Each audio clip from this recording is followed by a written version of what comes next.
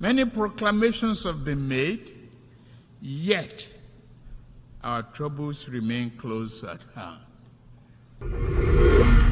Hello and welcome to the Africa News Network.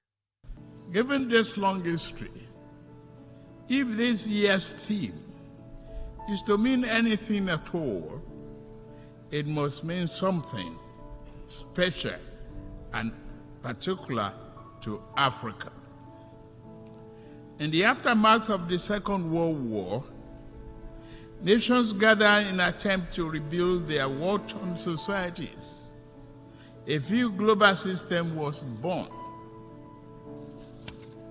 And this great body, the United Nations, was established as a symbol and protector of the aspiration and the finest ideas of humankind.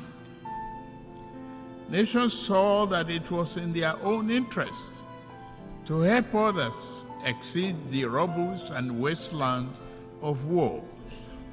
Reliable and significant assistance allowed countries emaciated by war to grow into a strong and productive society. The period was a high water mark for trust in global institutions and the belief that humanity had learned the necessary lessons to move forward in global solidarity and harmony.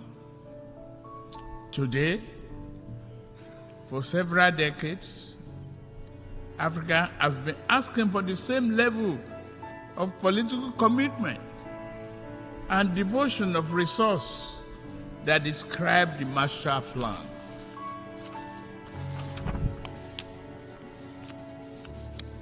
We realize that underlying conditions and causes of economic challenges facing today's Africa are significantly different from those of post-war Europe. We are not asking for identical programs and actions. What we seek is an equal, firm commitment to partnership. We seek enhanced international cooperation with African nations to achieve the 2030 Agenda and Sustainable Development Goals. There are 5 points I want to highlight. First, if this year's theme is to have any importance at all and any impact, global institutions, other nations, and their private sector actors must see Africa as a development priority, not just for Africa, but in the interest of us all as well. We are pushing for that.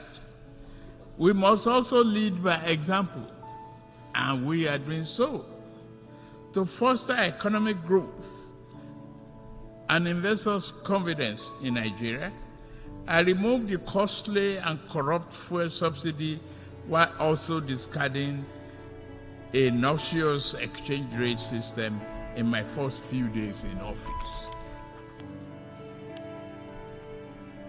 Other growth and job-oriented firms are in the wings. I'm mindful of the transient hardship that reform can cause. However, it is necessary to go through this phase in order to establish a foundation for durable growth and investment to build the economy our people deserve. We welcome partnership with those who not mind seeing Nigeria and Africa assume larger roles in the global community. The question is not whether Nigeria is open for business. The question is how much of the world is truly open to doing business with Nigeria, and how Africa is an equal, mutually beneficial manner. Direct investment in critical industries, opening airports to a wider range and larger quantity of African exports, and meaningful debt relief are important aspects of the cooperation we seek. Second, we must affirm democratic governance as the best guarantor of sovereign will and well-being of the people. Military coups are wrong, as in any titled civilian political arrangement that is, will perpetuate injustice. The wave-crossing part of Africa does not demonstrate favor towards coup. It is a demand for solution to perennial problem. Let us dig it deeper.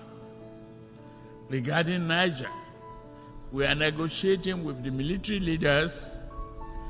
As chairman of ECOWAS, I seek to help establish democratic governance in a manner that addresses the political economy challenges confronting that nation, including violent extremists who seek to foment instability in our region. I extend a hand of friendship to all of you who may genuinely support this mission for a democratic governance in that nation. This brings me to my third crucial point. Our entire region is locked in protracted battle against violent extremists. In the turmoil, a dark channel of inhuman commerce has formed. Along the route, everything is for sale. Men, women, and children are seen as chattel. Yet, thousands reach the Sahara, hot and sand, and the Mediterranean cold death in search of a better life. At the same time, mercenaries and extremists with their lethal weapons and vile ideologies invade our region from the north. This harmful traffic undermines the peace and stability of the entire region. African nation will improve our economics so that our people do not risk their life to sweep the floors and streets of other nations. We also shall devote ourselves to disbanding extremist groups on our turf. Yet, to fully contain this threat, the international community must strengthen its commitment to arrest the flow of armed and violent people into West Africa. The fourth important aspect of this global trust and solidarity is to secure the continent's mineral-rich areas from plundering and conflicts. Many such areas have become catacombs of misery and exploitation. The Democratic Republic of Congo has suffered this for decades. Despite the strong UN presence there, what happened? The world economy owes the Republic of Congo much but gives her very little. The mayhem visited on resource-rich areas does not respect national boundaries. Sudan, Mali, Burkina Faso, Central African Republic, and the list grow on and on and on. The problem also knocks at Nigeria's door. Foreign entities are baited by local criminals who aspire to be petty warlords have drafted thousands of people into servitude to illegally mine gold and other resources. Billions of dollars meant to improve the nation's economy now fuel violent enterprises. If left unchecked, they will threaten peace and place national security at a grave danger. Given the extent of this injustice and the high scales involved, many Africans are asking whether the phenomenon is by accident or by design.